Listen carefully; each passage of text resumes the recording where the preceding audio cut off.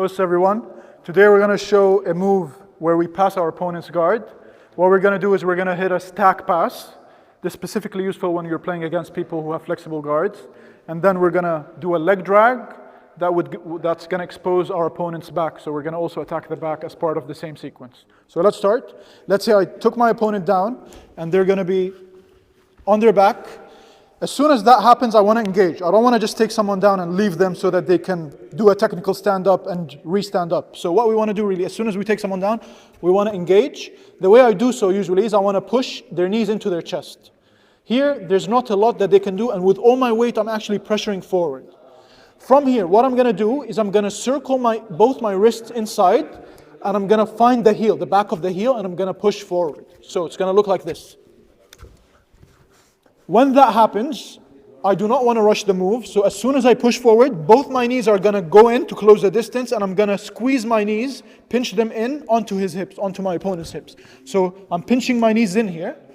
Now, I'm going to disengage one. So I'm going to, with my right knee, I'm going to pin one of his legs, and that's going to look like this. So I'm going to go with my right knee, knee facing in, pin his leg or pin his thigh back on the hamstring.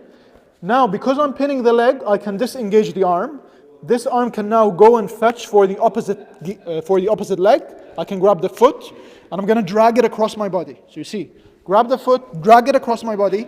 This, now I close the distance. I do not want him to re-bring his knee in. That's their defense. So as soon as I do that, the hand that dragged the leg is going to go and fetch for the opposite lapel, so the cross lapel. And I'm going to look at my elbow. I'm going to squeeze or bring my elbow in. So tense it in and tuck it in. This closes the distance and it pins their hips. As soon as that happens, I can go back, stay tight. And now from here, instead of going to a traditional side control where I go over the shoulder and do a crossface, I'm actually going to go under and grab as high as possible on the collar. So here I've got the side control. I can get the knee out. This is still tight.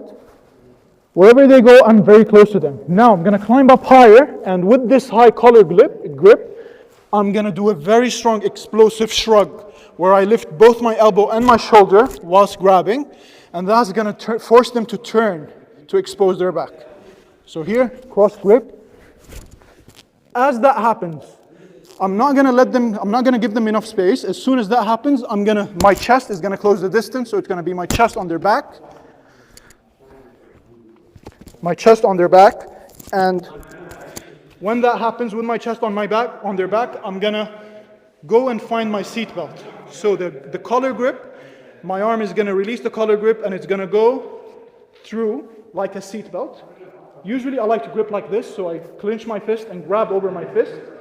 And now make sure that I'm leaning forward, making sure that they're turning away from me. When that happens, I'm going to bring my knee as high as possible underneath their head, like a pillow. And my shin is also going to be parallel to their back. So it's going to look like this, but it's going to be closer. So it's going to be here. Knee goes high as possible. Shin is parallel to their back. I'm still leaning forward, tucked in. Now, when I lean forward, my right leg becomes very light. So I can easily bring it over, shoot my heel over, and then tuck it in close to their stomach. Now we're going to fall over our right hip slowly. While we do so, it's a very good chance for us to isolate the arms and trap it. When we fall, we can easily leave this leg and trap it on. Here, we cannot be fine, so we only got one arm. From the seat of grip, we also attack the neck. We attack the cross-collar choke, or one variation. And what we did was we opened up the lapel. So we pry the lapel open, grab here, very strong high grip. The opposite lapel goes anywhere at the bottom. Now I'm going to do a bow and arrow motion. Pull down and squeeze. I want to make sure my elbow is not exposed here because that's my tendency. I want to make sure that the elbow is sitting, calculating with the head. And now I pull and I push. That's it. If let's say my opponent manages to push my elbow open, I can then transition to the arm lock. Make sure that the knees are tucked in.